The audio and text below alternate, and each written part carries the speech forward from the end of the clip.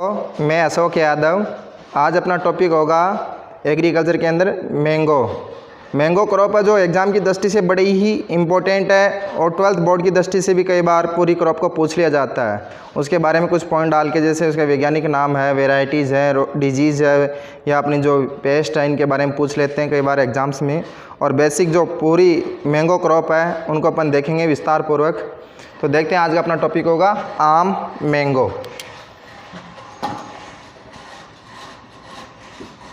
आम है मैंगो वो एग्ज़ाम या किसी भी कंपटीशन की दृष्टि से मैं कहूँ बड़ा ही इम्पोर्टेंट टॉपिक है। तो देखते हैं आज इसको।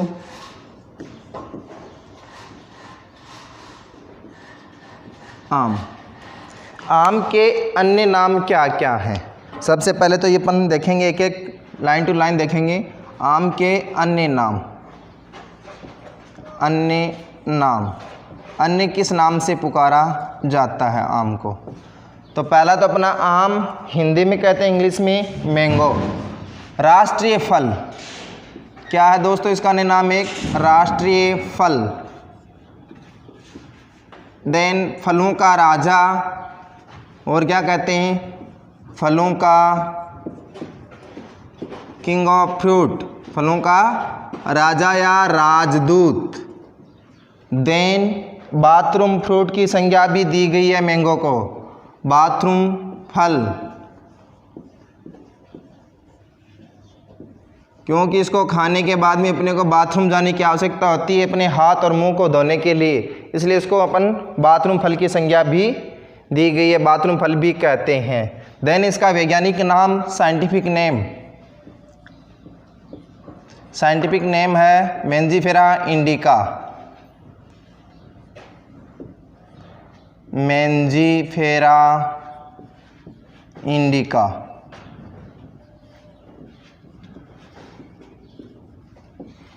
इसका वैज्ञानिक नाम क्या है दोस्तों? Mangifera indica. कुल एनाकार्डियेसी, किस कुल से बिलोंग करता है, किस फैमिली से बिलोंग करता है आम? एनाकार्डियेसी।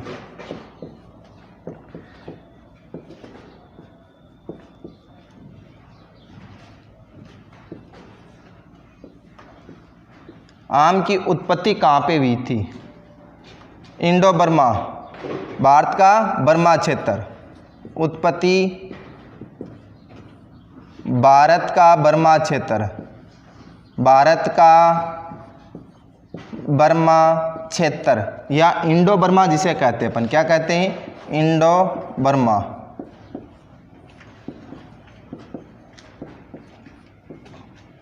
देन किस जलवायु से बिलोंग करता आम? जलवायु उष्ण जलवायु से। दोस्तों किस जलवायु से बिलोंग करता है? उष्ण व नम जलवायु।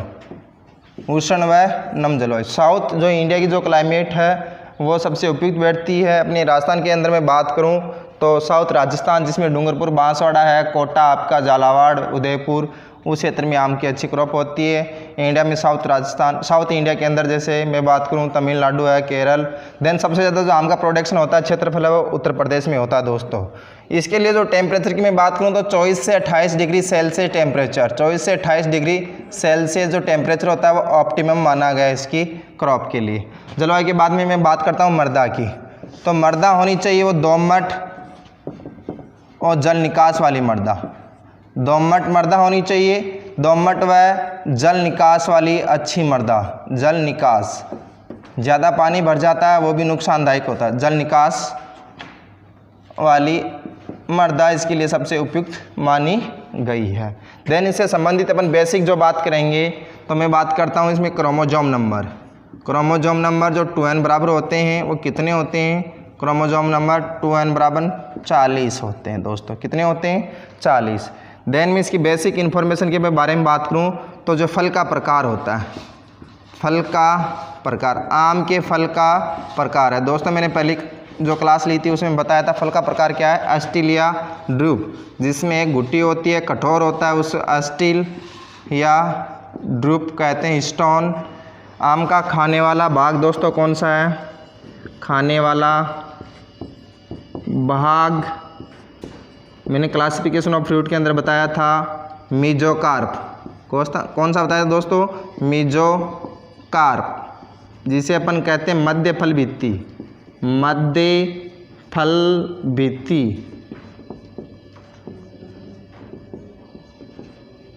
देन आम के अंदर कौन सी विटामिन पाई जाती है?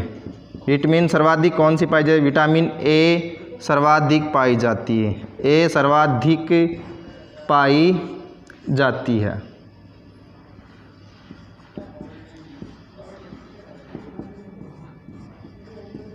जितने भी अपने पीले रंग के जो फ्रूट होते हैं उसमें विटामिन्स पाई जाती है, विटामिन ए सर्वाधिक पाई जाती है। वो पीले रंग के अंदर मैं बात करूँ जो पका हुआ आम है, कौन सा? पके हुए आम, पके आम, उसके अंदर विटामिन ए पाई जाती है। जो कच्चे आम होते हैं जिसे अपन कैरी कहते हैं उसमें विटामिन सी पाई जाती है, सी कच्चे फलों में पाई जाती है। आम के कच्चे फलों के अंदर कौन सी विटामिन पाई जाती है? सी पाई जाती है। दोस्तों कई बार ऑप्शन में क्या होता है कि सर्वाधिक विटामिन ए पाई जाती है, मैंगो, पपीता, इस तरह से आपके अन्य 4 ऑप्शन मिल सकते हैं। यदि मैंगो ऑप्शन में आ रहा तो आपका आंसर मैंगो होगा, यदि मैंगो ऑप्शन में नहीं आता तो सेकंड नंबर पे आपकी पपीता आंसर होगा। दोस्तों क्या होगा?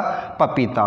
देन इसके अंदर मैं बात करूं अन्य, तो आम के अंदर जो प्रवर्धन होता है वो किसके द्वारा होता है? प्रवर्धन, यानी आम के अंदर जो प्रवर्धन होता है दोस्तों वो 4 प्रकार से अलग अलग ग्राफ्टिंग है, सीड के द्वारा, इनार्चिंग के द्वारा, एपिकोटाइल है, इन सभी के द्वारा। देखो सबसे पहले अपने बुजुर्ग थे वो किसके द्वारा तैयार करते थे? बीज के द्वारा तैयार करते थे, तो बीज द्वारा इसका प्रवर्धन होता है। रूट स्टॉक जितने भी अपन काम में लेते हैं वो सीड के द्वारा ही तैयार किए हुए होते हैं। लेकिन आजकल वर्तमान समय जो ग्राफ्टेड आ रहे हैं उसमें सबसे वीनियर ग्राफ्टिंग आती है इंपॉर्टेंट। कौन सी आती है? Veneer grafting.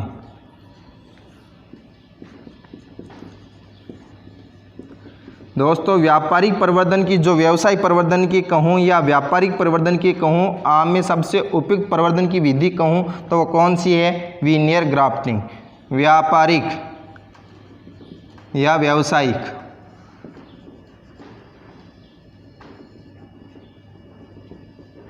व्यावसायिक जो प्रवर्धन की विधि है वो कौन सी है? Veneer grafting.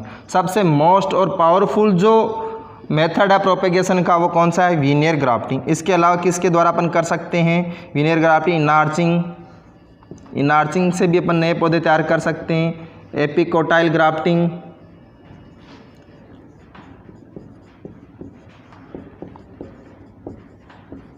इन सभी के द्वारा अपन क्या करते हैं? नए पौधे तैयार कर सकते हैं।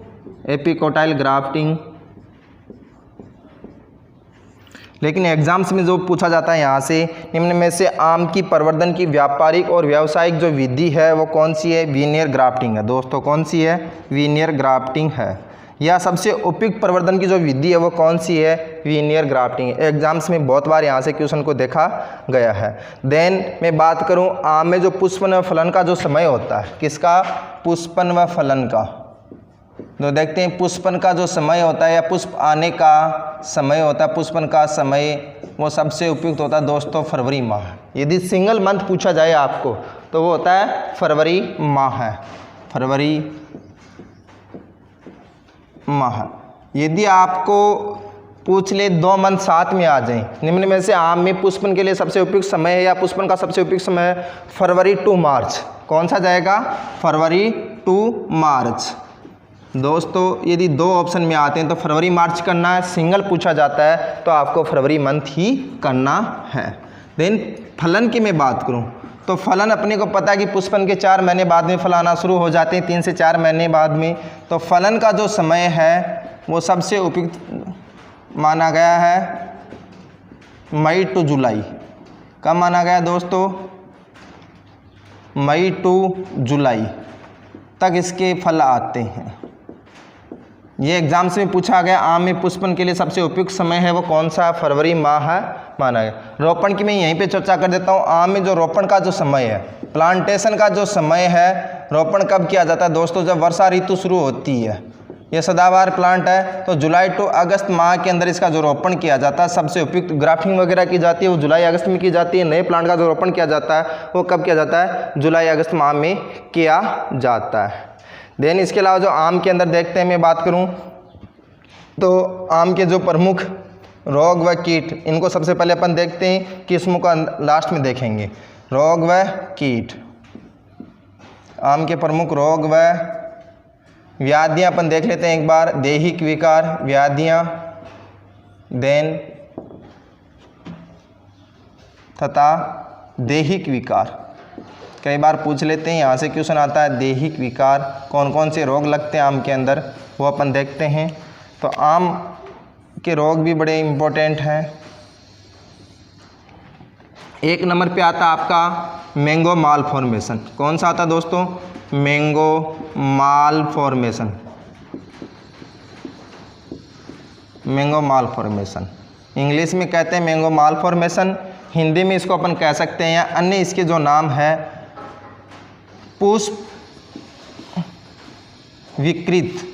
पुष्प का जो शीर्ष होता है दोस्तों, पुष्प शीर्ष विकृत या गुच्छा मुच्छा रोग भी कहते हैं। इसको क्या कहते हैं? गुच्छा मुच्छा। इसमें क्या होता है दोस्तों? ये फंगल डिजीज है। इसमें क्या होता है कि आम का जो पुष्प होता है, या मैं कहूँ ऊपरी जो पत्तियाँ होती हैं वो एक गुच्छे नुमा हो जाती है, माथा बंदना जिसे अपन कहते हैं। पुष्प वो विकृत हो जाता है या पत्तियाँ विकृत हो जाती हैं, तो पत्तियाँ होती हैं तो गुच्छा मुच्छा कहते हैं। यदि पुष्प विकृत होता है, पुष्प विकृत या गुच्छा मुच्छा रोग कहते हैं, इंग्लिश में मैंगो माल फॉर्मेशन। और ये फंगल डिजीज है दोस्तों। तो यहाँ से कई बार एग्जाम्स में क्वेश्चन देखने को मिलता है, निम्न में से आम का प्रमुख रोग है या प्रमुख व्याधि है वो कौन सी है? मैंगो माल फॉर्मेशन है। कौन सी है? मैंगो माल फॉर्मेशन है। इसके अलावा मैं नंबर 2 पे बात करूँ तो इसके अंदर आंतरिक उत्तक क्षय पाया जाता है। आंतरिक उत्तक क्षय, आंतरिक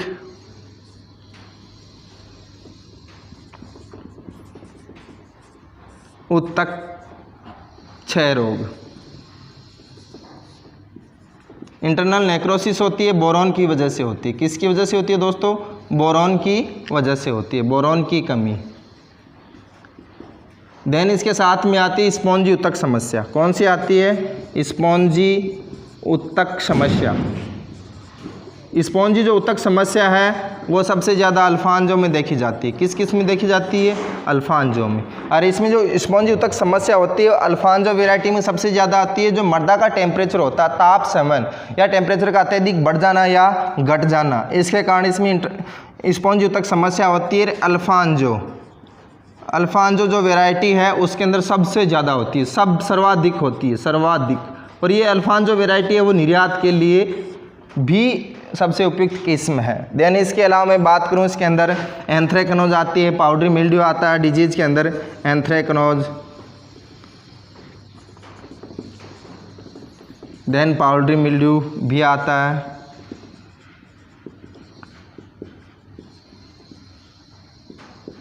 मिल्ड्यू भी देखने को मिलता है।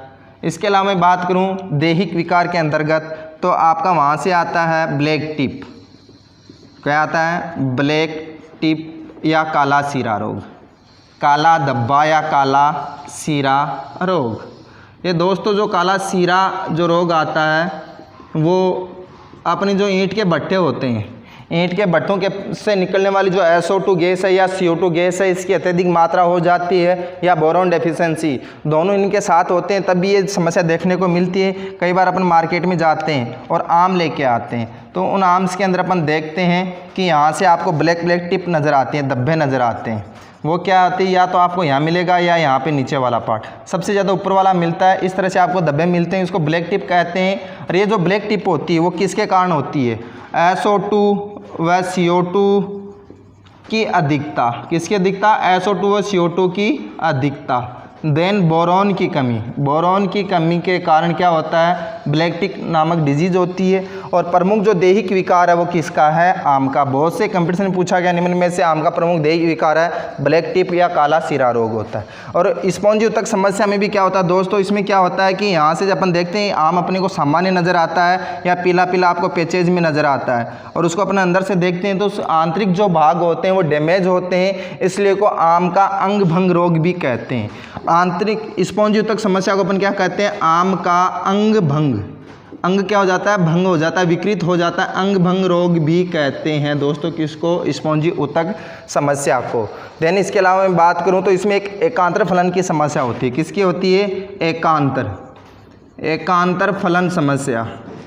इसमें क्या होता है दोस्तों? एक वर्ष फल आते हैं, एक वर्ष फल नहीं आते हैं। ऐसी समस्या अपन देखने को मिलते हैं जिस शाखा के ऊपर इस बार पुष्प में फलन हुआ है, अगले वर्ष उसमें पुष्प में फलन की क्रिया नहीं हो पाती है, उसको एकांतर फलन कहते हैं, अल्टरनेट बेयरिंग या बेनियल बेयरिंग भी कहते हैं दोस्तों। कई बार एग्जाम से पूछा गया था, निम्न में से बेनियल बेयरिंग एक समस्या है किसकी, अल्टरनेट कहें या बेनियल कहें, वो किसकी है, आम की है। इसको अपन क्या कहते हैं, अल्टरनेट या बेनियल बेयरिंग कहते हैं, बेनियल या अल्टरनेट।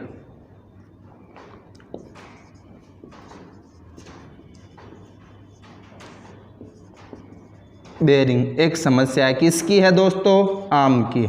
ऑन व ऑफ सेशन, जिस साल फल आते हैं उसको ऑन कहते हैं, जिस साल फल नहीं आते हैं उसको ऑफ सेशन कहते हैं।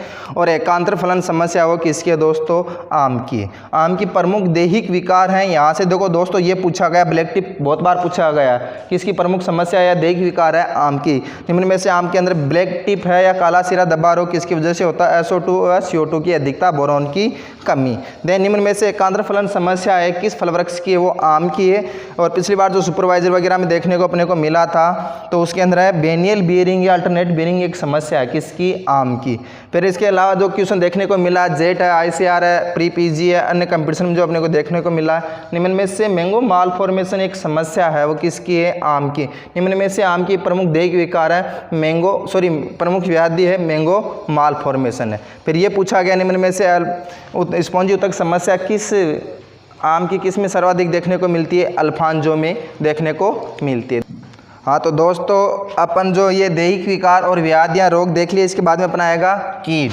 आम में कौन कौन से कीट लगते हैं दोस्तों, तो इन कीटों के बारे में अपन बात करते हैं। तो आम के जो प्रमुख कीट हैं वो कौन कौन से हैं, इंसेक्ट। तो सबसे पहले जो आता है वो आता है मिलीबग। कौन सा आता है, मिलीबग।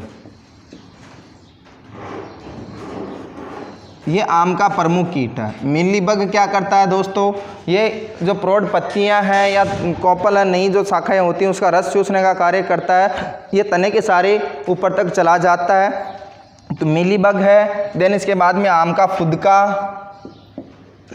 मैंगो हॉपर, आम का फुदका जिसे मैंगो हॉपर कहते हैं दोस्तों, क्या कहते हैं, मैंगो हॉपर।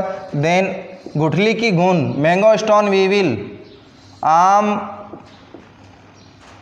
गुठली की घुन कहते हैं इसको, गुठली की घुन, मैंगो स्टोन वीविल भी इसका। इसके बाद में फल मक्खी आती है दोस्तों, फल मक्खी।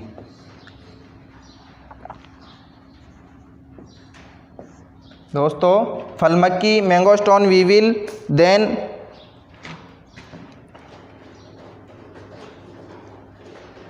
ये जो मिलीबग है, कीटों के अंदर मैं बात करूं तो मिलीबग क्या करता है, जो प्रौढ़ होते हैं, निफ होते हैं, वो इनकी पत्तियों को नई कोपल का रस सक करते हैं और वहां से इसको क्षति पहुंचाते हैं, तने के सारे ऊपर तक चले जाते हैं। इसको बचाव के लिए जो पॉलीथीन प्लास्टिक की सीट आती है, ग्रीस का जो लेप है, तने के चारों तरफ अपन कर देते हैं तो इसे बचा जा सकता है। और आम का फुदका ऊपर क्या करता है, वो भी इसकी पत्तियों को खाने का कार्य करता है। कई बार क्या होता है कि आम का जो फल होता है उसके अंदर स्टोन आ जाता है, जिससे आम की गुठली या स्टोन वीविल के नाम से जाना जाता है। और फल मक्खी होती है, वो लगभग सभी फलों को डैमेज करती है। क्या करती है, उसके फल के अंदर छेद करके और अंडे दे देती है, उसका फल है वो सड़ जाता है और गल जाता है। ये इसके प्रमुख कीट है। यहाँ से सबसे ज़्यादा इसको पूछा गया, आम का प्रमुख कीट है मिलीबग।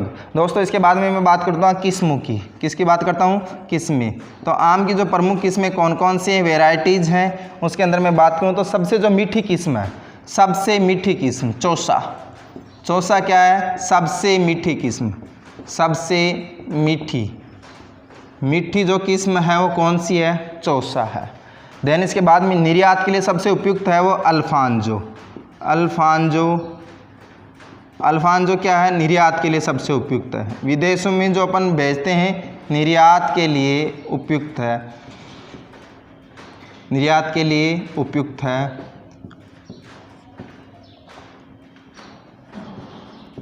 देन इसके अलावा मैं बात करूं, इसी में सबसे ज़्यादा क्या पाई जाती है, स्पॉन्जी उत्तक समस्या पाई जाती है, जो मैंने यहाँ पे बता दी थी। देन इसके अलावा मैं कुछ इसके क्या है कि संकरण है, तो उसको मैं देखता हूँ। एक नंबर पे जो आपका संकरण आता है किस्मों के अंदर मैं बात करूँ तो रत्ना किसका संकरण है, रत्ना वो है नीलम इंटू अल्फांजो, नीलम इंटू अल्फांजो। इसको अपन याद कैसे, RNA, RNA नीलम इंटू अल्फांजो। जो रत्ना निकल के आती है वो किसके संकरण से आती है, जो क्रॉस है या संकरण है, कुछ क्रॉस वेराइटियाँ हैं, क्रॉस किस्में, उसको बारे में पूछ लेते हैं एग्जाम्स के अंदर। तो क्रॉस किस्मों में है रत्ना, नीलम व अल्फांजो। दोस्तों नेक्स्ट जो इसके बाद में आती है आम्रपाली। कौन सी आती है? आम्रपाली। आम्रपाली बड़ी इंपॉर्टेंट है, एग्जाम की दृष्टि से भी बड़ी अच्छी है। आम्रपाली किसका संकरण है? वह दशहरी इंटू नीलम, दशहरी इंटू नीलम, DNA दोस्तों इस तरह से अपन इसको याद रख सकते हैं। थर्ड नंबर पे आते हैं सिंधु। सिंधु है रत्ना इंटू अल्फांजो का। सिंधु किसका संकरण है? सिंधु रत्ना इंटू अल्फांजो, इसका जो संकरण है वो सिंधु है, SRAS। इस तरह से अपन याद कर सकते हैं दोस्तों। और काफ़ी जो मल्लिका है वो नीलम इंटू दशहरी है। चौथी है मल्लिका,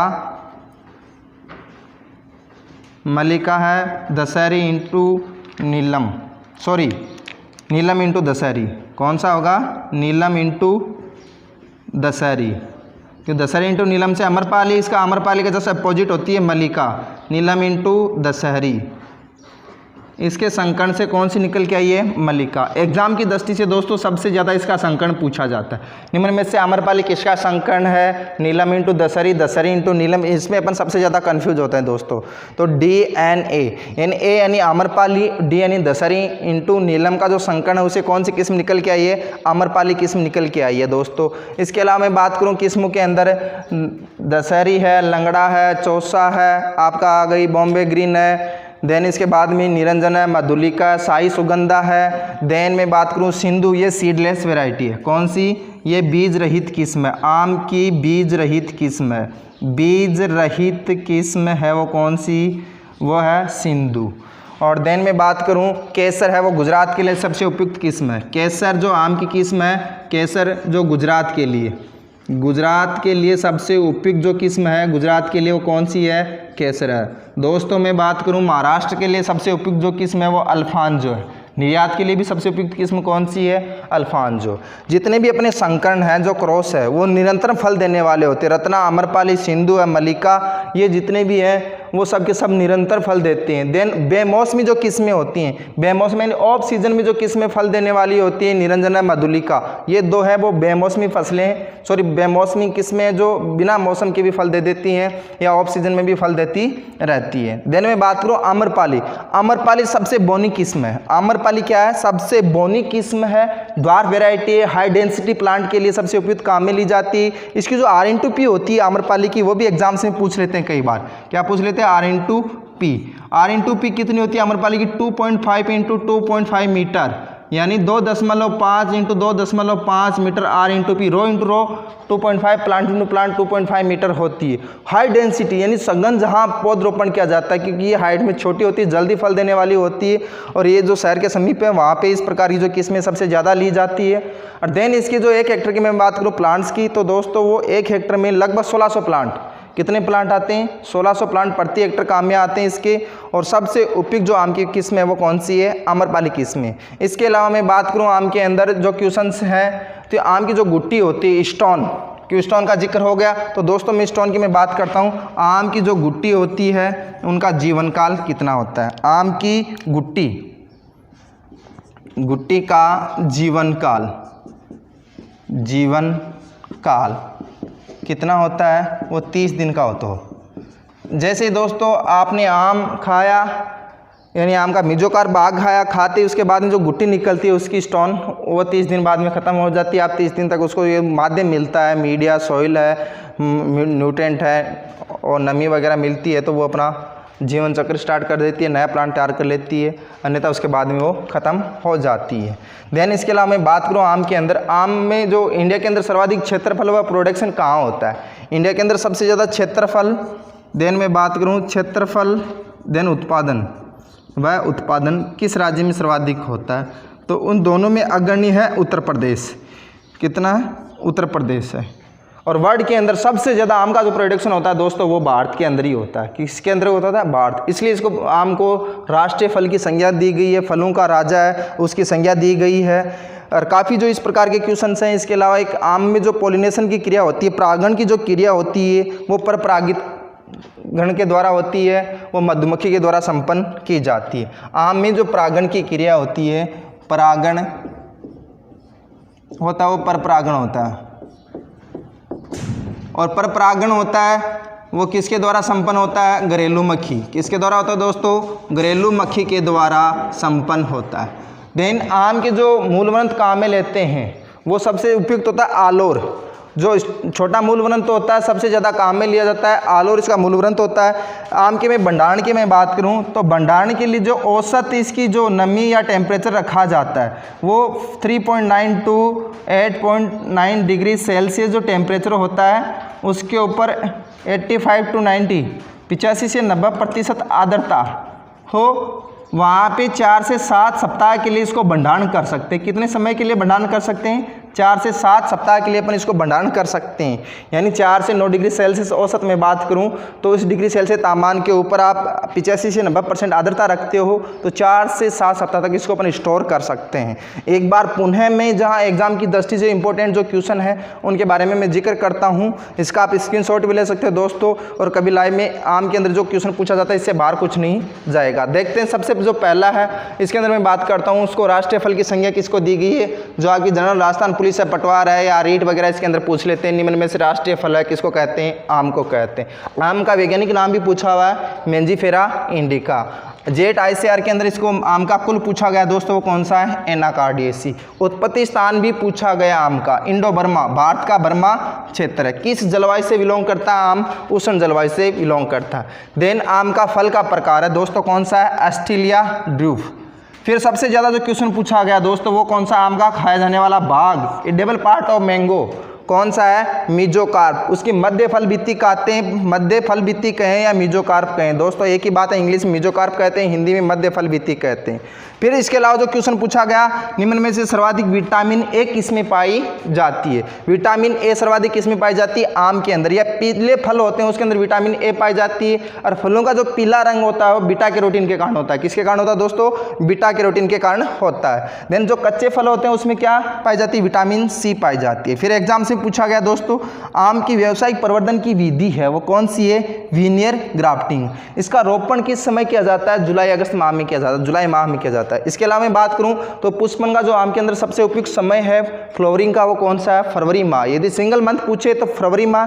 देन बोथ 2 मंथ आ जाते हैं तो फरवरी टू मार्च इसके अंदर आता है। देन इसके अलावा मैं बात करूं तो प्रमुख व्याधि है मैंगो माल फॉर्मेशन। दैहिक विकार के अंदर आता है वो कौन सा आता है? ब्लैक टिप, SO2 की अधिकता व CO2 की अधिकता, बोरॉन की कमी। निम्न में से आंतरिक फलन एकांतर फलन कहूँ या बेनियल बेरिंग कहूँ या अल्टरनेट बेरिंग कहूँ, वो किसकी समस्या? आम की समस्या। देन इसके अलावा पूछा गया आम का प्रमुख कीट है मिलीबग।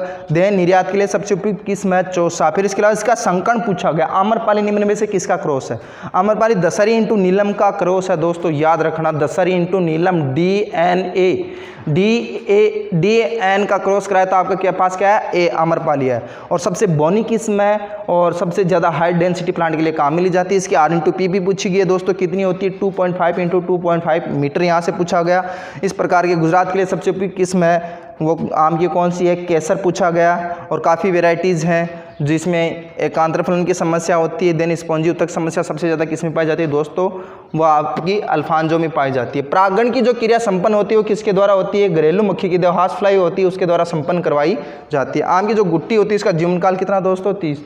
इसका जो मूलवंत है ओलोर सबसे ज़्यादा काम में लिया जाता है। ओलोर दोस्तों नाम यदि नहीं लिखा गया तो देख लेना, ओलोर क्या है? आम का एक मूलवंत है, सबसे ज़्यादा काम में लिया जाता है। यह आपकी आम की क्रॉप थी। थैंक्स।